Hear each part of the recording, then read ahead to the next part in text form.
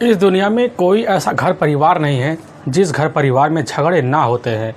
लेकिन कुछ व्यक्ति ऐसे होते हैं कि इन्हीं झगड़े को सीरियस ले बैठते हैं, जिसकी वजह से वह जल्दबाजी में गलत फैसला ले लेते हैं और उस एक गलत फैसले की वजह से उनका हंसता खेलता परिवार भी अब तबाह हो जाता है। बस आज की घटना में सेम कुछ ऐसे होता है कि एक व्यक्ति के पीठ पीछे ऐसा खेल खेला जाता है कि जिस वजह से वह व्यक्ति ही हमेशा के लिए इस दुनिया को छोड़ के चला जाता है। लेकिन जब लोगों के कानों में सच्चाई निकल के आती है, इससे सुनने के बाद लोगों को अपने कानों पर कतई यकीन भी नहीं होता है। आखिर क्या था इस घटना में क्या हुआ, इस घटना की आप पूरी तह तक सच्चाई जानने के लिए इस वीडियो को आप लास्ट तक ज़रूर देखिएगा। नमस्कार दोस्तों, मैं प्रदीप कुमार आपको इस स्टडी बात चैनल पे मैं स्वागत करता हूं। दोस्तों आज की यह जो सच्ची घटना है, यह घटना सुनाने से पहले मैं आपसे एक छोटा सा रिक्वेस्ट करना चाहता हूं, क्योंकि आप अगर इस चैनल पर नए आए हुए हैं और पहली बार आए हुए हैं तो एक बार जाकर आप अपने इन्हीं प्यारे हाथों से आप इस चैनल को सब्सक्राइब ज़रूर कर दीजिएगा, ताकि आपकी वजह से आज यह इंपॉर्टेंट वाला वीडियो जो है यह काफ़ी लोगों तक पहुँच जा सके, और इसके लिए हम आपके तहे दिल से शुक्रगुजार रहेंगे।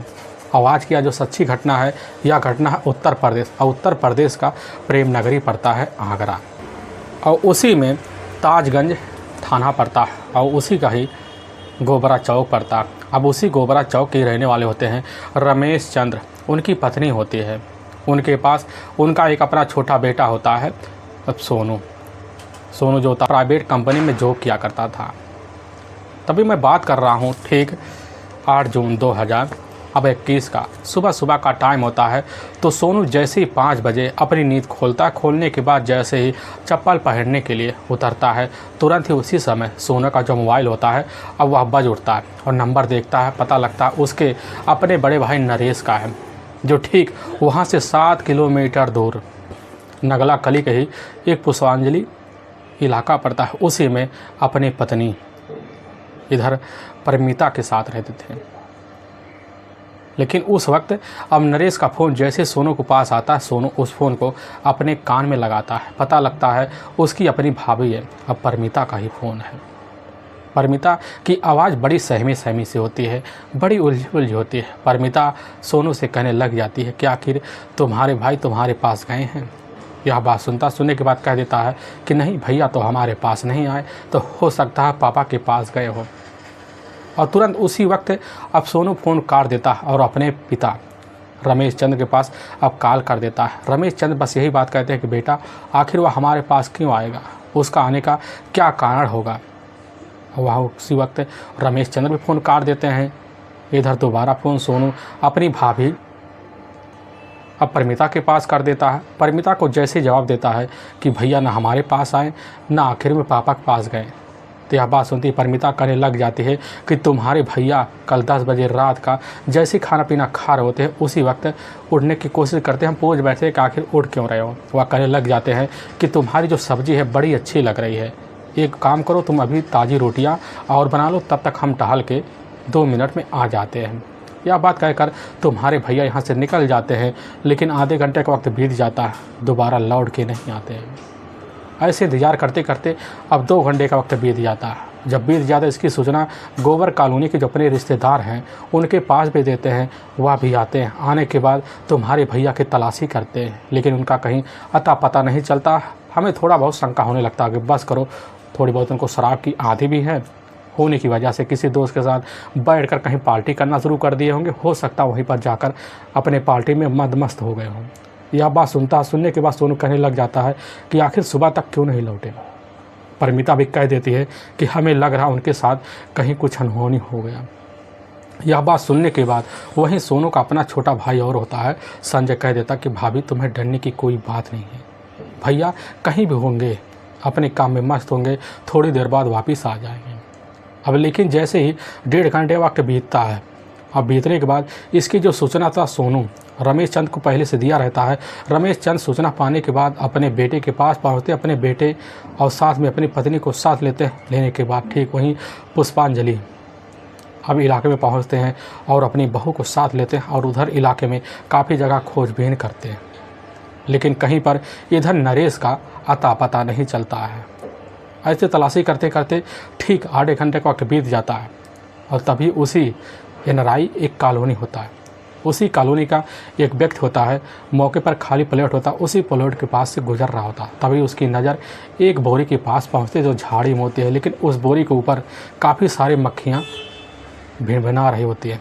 उसके मन में शंका बैठ जाता है क्योंकि बोरी पूरी तरह से खून से लथपथ होता है। और तुरंत इसकी सूचना अब अपने नज़दीकी पुलिस थाना अब तांजगंज दे देता है, लेकिन इसकी खबर वहाँ के थाना प्रभारी दिनेश चंद्र त्रिपाठी पाते हैं। अब दिनेश चंद्र त्रिपाठी पाने के बाद तुरंत ही बिना देर किए अपनी टीम को लेते हैं और खाली प्लाट में पहुंच जाते हैं तो देखते खाली प्लाट में भीड़ लग चुका होता है। लेकिन भीड़ जैसे ही थाना प्रभारी की जिप्सी को देखती है तो अपने आप छट जाती है। बिना किसी देरी के वहां थाना प्रभारी अब पहुंचते हैं दिनेश चंद्र त्रिपाठी और उस बोरी का अच्छे से निरीक्षण करते देखते हैं कि बोरी के ऊपर काफ़ी सारे ब्लड बिखरे हुए होते हैं। लेकिन बोरी को जैसे ही खुलवाते हैं तो उसी बोरी में एक व्यक्ति का डेड बॉडी निकलता है जो पूरी तरह से खून से लथपथ होता है।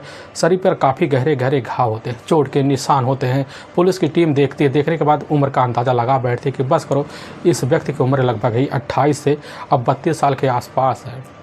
लेकिन वहाँ से लगभग 200 मीटर की दूर पर एक बोरी और पड़ा होता है जो पूरी तरह से देखने में खून से लथपथ ही होता है।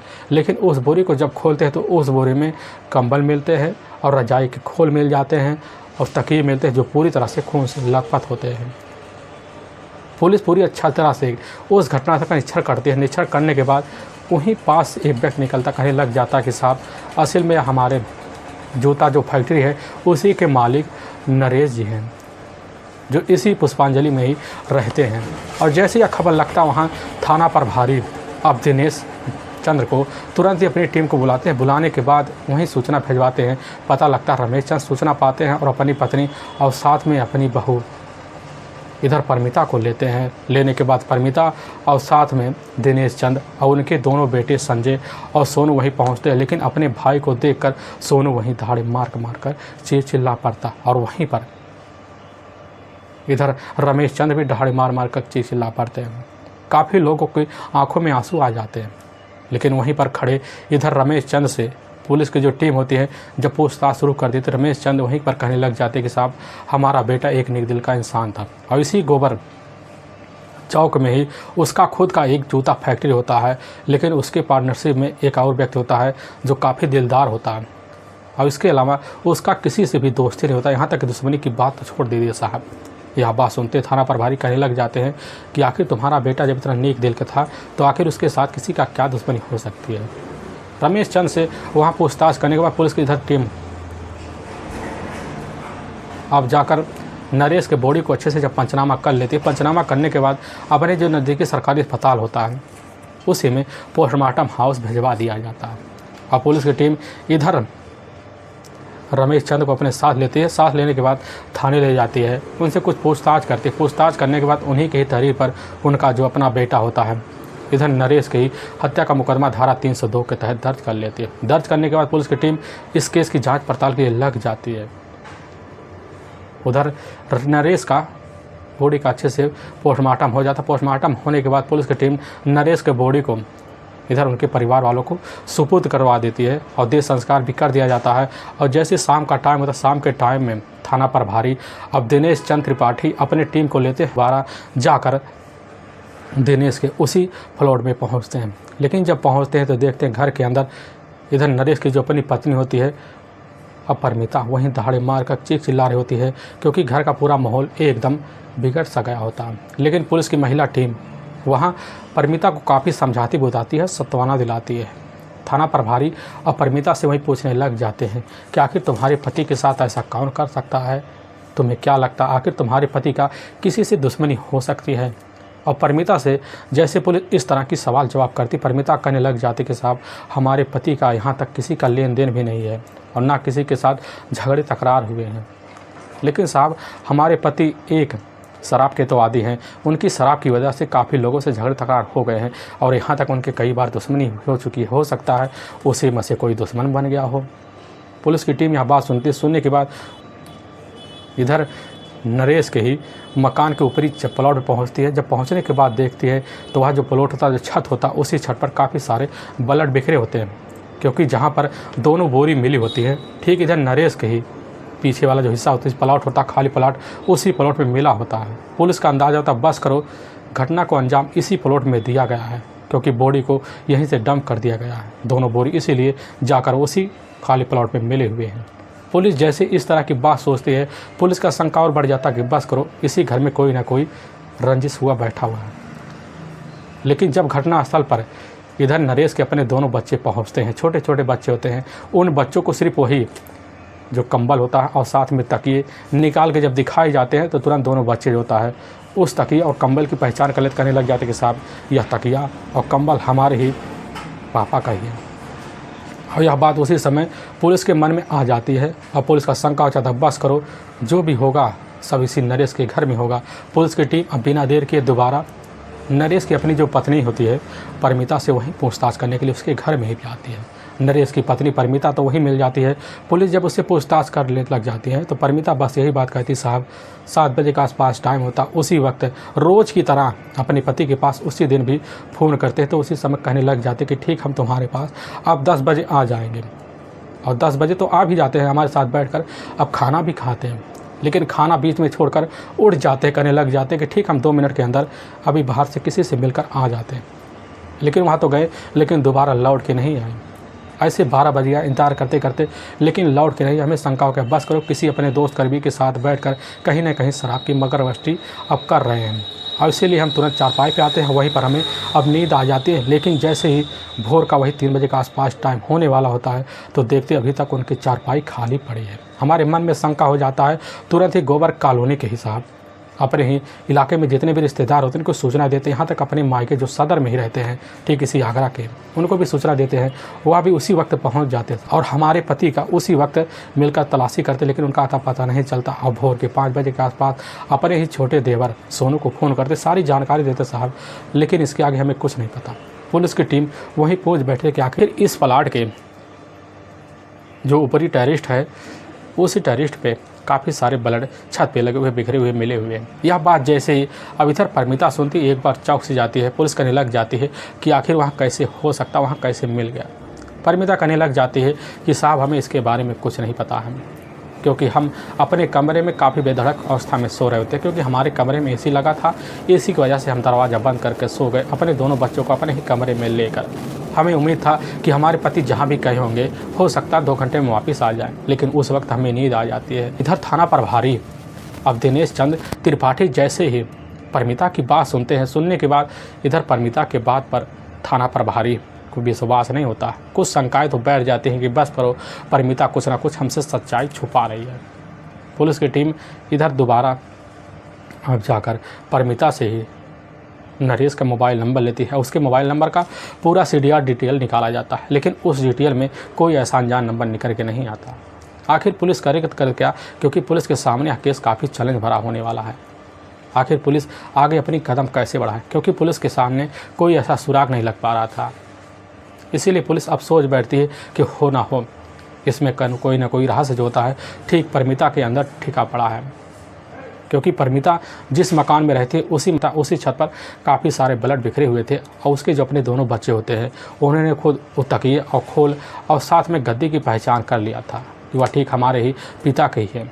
अब पुलिस जैसी यह बात सोचते, सोने के बाद पुलिस का जो शंका होता ठीक और बढ़ जाता, और बढ़ने की वजह से पुलिस की जो टीम होती है अब इधर बिना देर किए 10 जून 2021 को जाती है दोबारा परमिता को ही उसके घर से कुछ महिला कांस्टेबल के द्वारा उठवा लेती। उठवाने के बाद अपने थाने में ले आती है। थाने में ले आने के बाद पुलिस की टीम परमिता से बस यही सवाल जवाब करती है कि आखिर तुम्हारे घर में तुम्हारा ही खुद का गद्दे का कवर और तकिए का खोल और साथ में रजाई की कवर कैसे उस बोरी में खून से लथपथ अवस्था में मिले। यह बात सुनती है परमिता वहीं पर चुप हो जाती है। पुलिस की टीम कहने लग जाती है कि हमारे पास उस फ्लोर का CCTV फुटेज भी आ गया है और CCTV फुटेज में एक व्यक्ति आता हुआ दिखाई दे रहा है। उस व्यक्ति के बारे में हमें पता है, लेकिन अगर तुम अपने मुंह से पूरी सच्चाई बता दो तो तुम्हारे लिए बड़ी भलाई होगी। यह बात सुनती है परमिता तुरंत ही एकदम सहम से जाती है और डर से जाती है। बिना देर किए अपने पति की हत्या का जुल्म कबूल करते हुए पुलिस को चौंका जाती है। और पुलिस के सामने जो सच्चाई रखती है सुनने के बाद पुलिस का कलेजा भी एकदम थर सा जाता है। इसी उत्तर प्रदेश का जाना माना जो शहर है आगरा, अब उसी का ही एक गोबर चौक लगता है। उसी गोबर चौक के रहने वाले होते हैं सुरेश चंद्र और उनकी पत्नी भी होती है। उनके टोटल 6 बच्चे होते हैं। अब 6 बच्चों में दूसरे नंबर का जो बेटा होता है ठीक नरेश ही होता है, लेकिन जो तीसरे नंबर का बेटा होता है सोनू होता है, और लेकिन चौथे नंबर का जो बेटा होता है संजय होता है। 2 बेटियां होती हैं। दोनों बेटियां मौके पर रमेश चंद्र के साथ अपने घर में ही रह रही होती है, लेकिन जो सबसे बड़ी बेटी होती है उसकी शादी कर इधर रमेश चंद्र अपने आप को जीवन सौभाग्य समझना शुरू कर देते हैं। परिवार छोटा नहीं होता है, लेकिन परिवार काफ़ी सुखी होता है, क्योंकि परिवार में काफ़ी लोग पढ़े लिखे होते हैं, अपने हिसाब से बिजनेस की तलाशी करते हैं, उनको बिजनेस में मिल जाता है। घटना से मात्र 12 साल पहले यानी कि साल 2008 में ही नरेश जैसी शादी की दहलीज पर पहुंचता है, उसी वक्त सुरेश चंद्र जो थे अपने बेटे के लिए अच्छे से लड़की देखते। पता चलता ठीक उसी सादा भट्टी की ही रहने वाली होती है परमिता। परमिता के अपने पिता भी होते हैं और माता भी होती है, उसके अपने भाई भी होते हैं, लेकिन परमिता के पिता को जैसे ही पता चलता है इधर नरेश के बारे में काफ़ी पढ़ा लिखा भी है और एक नौकरी पेशा छोटा मोटा व्यक्ति भी है। पता लगने के बाद इधर परमिता के पिता जाकर सुरेश चंद्र से बात करते हैं। सुरेश चंद्र तुरंत ही रिश्ते की हामी भर लेते हैं और इधर परमिता और साथ में नरेश की दोनों की शादी हो जाती है। लेकिन परमिता देखने में काफ़ी खूबसूरत भी होती है, चंचल होती है, साथ में पढ़ी लिखी भी होती है। अपने पति को पाती है, अपने आप को काफ़ी सगुहाली भी समझना शुरू कर देती है। बड़ा अच्छे से जीवन बीतने लग जाता है। लेकिन शादी के जैसे 6 महीने वक्त बीतता है, परमिता खुद फैसला लेती है अपने पति को लेकर अलग रखने के लिए, और ठीक वहाँ से 7 किलोमीटर दूर इधर नगला के ही उसी पुष्पांजलि होम्स में जाकर किराए का कमरा लेती है और वहीं अपने पति अब नरेश के साथ रहना शुरू कर देती है। जब रहने लग जाती है, अब वहाँ रहते रहते जीवन बड़ा अच्छा सा बीतने लग जाता है। और लेकिन उसी बीच इधर नरेश जो होता खुद अपने ही पैसे की बदौलत जो होता है गोबरा चौक में जाकर एक जूता कारखाना खोल लेता है और अपने भाई को मिला लेता है, अपने पिता को मिला लेता है, उस कारखाने को चलाना शुरू कर देता है। लेकिन उसका एक अपना खुद क्लास का सहपाठी होता है, उसी के साथ मिलकर उसमें भागीदारी बना लेता है। अपनी ज़िंदगी बड़े अच्छे तरीके से नरेश गुजारना शुरू कर देता है। लेकिन ऐसे गुजरते गुजरते अब शादी के पूरे 10 साल का जो होता है नरेश और साथ में परमिता का गुजर जाता है, और परमिता के इसी बीच टोटल 3 बच्चे भी हो जाते हैं, जिसमें सबसे बड़ा जो बेटा है आज जिसकी उम्र घटना के वक्त 12 साल होता है, और जो मझली बेटी होती है यानी कि एक इकलौती बेटी होती है जिसकी उम्र 8 साल होता है, सबसे छोटा बेटा होता है जिसका उम्र 6 साल है।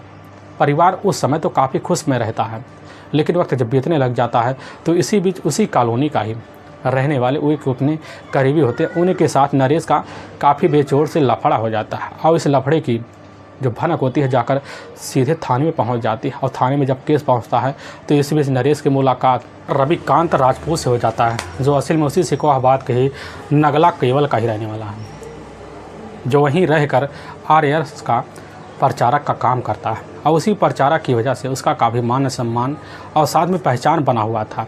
लेकिन उस वक्त जाकर जब इधर रविकांत का मुलाकात नरेश से हो जाता है, नरेश का उस केस में काफ़ी हेल्प करता है, जिसकी वजह से नरेश को उस केस से काफ़ी राहत मिल जाती है।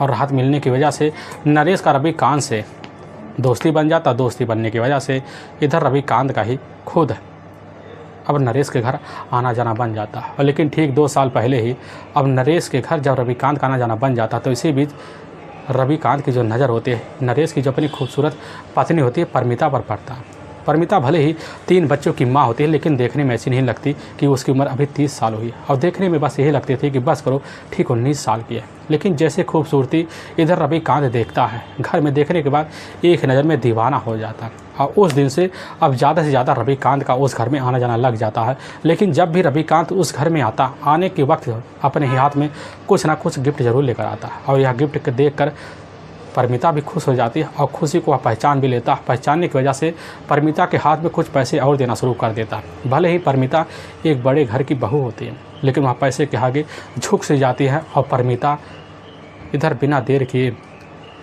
रविकांत के साथ इतना लगाव बना लेती है, जिसकी वजह से प्रेम प्रसंग चालू हो जाता है। प्रेम प्रसंग का सिलसिला चालू लग जाता है, प्रेम प्रसंग का सिलसिला चालू हो जाता है, और चालू होने की वजह से अब इनके बीच फ़ोन पे बातें शुरू हो जाते हैं। और बातों का सिलसिला होता है धीरे धीरे इस तरह बढ़ जाती है कि दोनों के बीच मन में प्यार प्रसंग उमड़ मार लेती है। और एक दिन ऐसा आ जाता है कि शाम का जैसे ही टाइम होता है तो रविकांत नरेश के घर आता। पता लगता है कि नरेश उस समय से अपने घर में नहीं है, पूरा घर सुनसान पड़ा हुआ आता है, क्योंकि उस घर में उसके सिर्फ 3 बच्चे होते हैं जो मौके पर ट्यूशन के लिए निकल जाते हैं। और रविकांत का जो दोस्त होता है नरेश, उस वक्त जूता फैक्ट्री में बिजी रहता है। पूरा घर सुनसान होने की वजह से घर में सिर्फ वही परिमिता बचती है। और घर में जैसे ही रविकांत घुसता है तो देखता है कि बाथरूम से निकलकर इधर परिमिता आ रही है। परिमिता जैसे ही अब इधर रविकांत को देखती है, रविकांत को देखने के बाद बिना देर के इशारा करती है। रविकांत परिमिता को साथ लेता है, परिमिता के बेडरूम में ले जाता है और वहीं पर अब संबंध बना लेता है। लेकिन इधर परिमिता रविकांत के प्यार को पाकर ठीक 10 साल के प्यार को, अपने पति के प्यार को उस वक्त भुला बैठती है और दूसरा पति रविकांत को मान लेती है। इधर परिमिता का रोज़ का मिलना जुलना अब उस दिन से पति के पीठ पीछे अब चलने लग जाता है और इसे चलते चलते लगभग पूरा का पूरा 1.5 साल का वक्त निकल जाता है।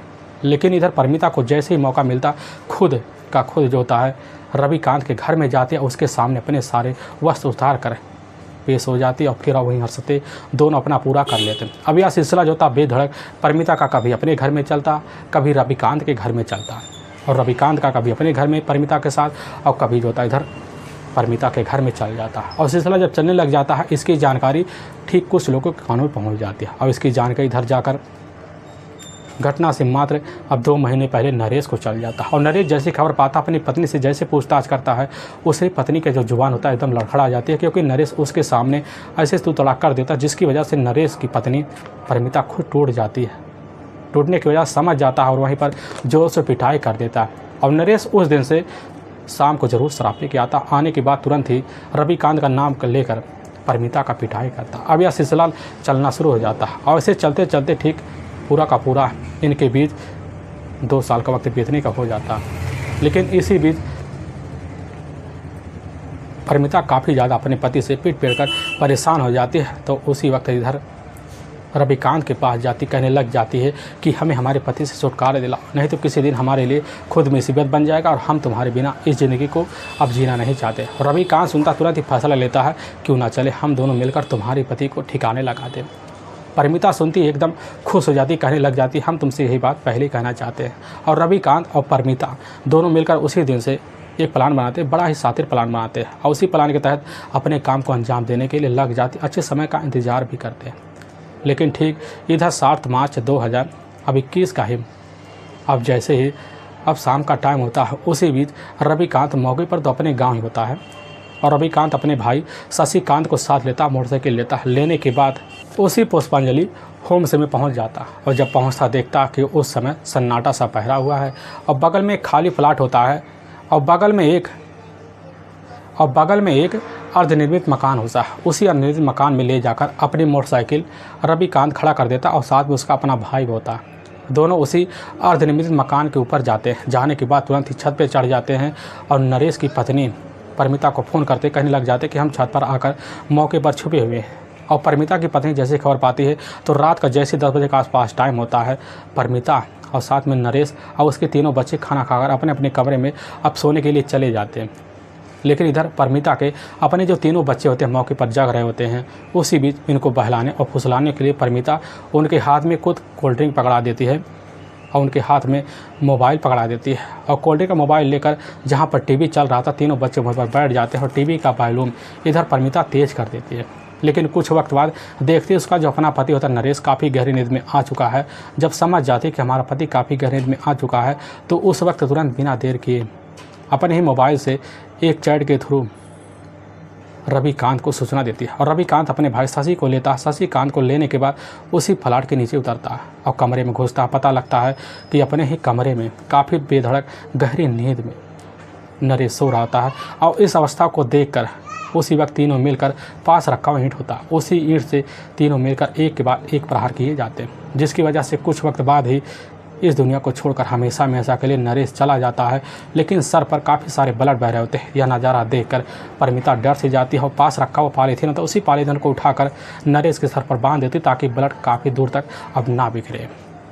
और वहीं पास रखा बोरी होता है, उसी बोरी में ले जाकर इधर तीनों मिलकर नरेश की बॉडी को डंप करते हैं।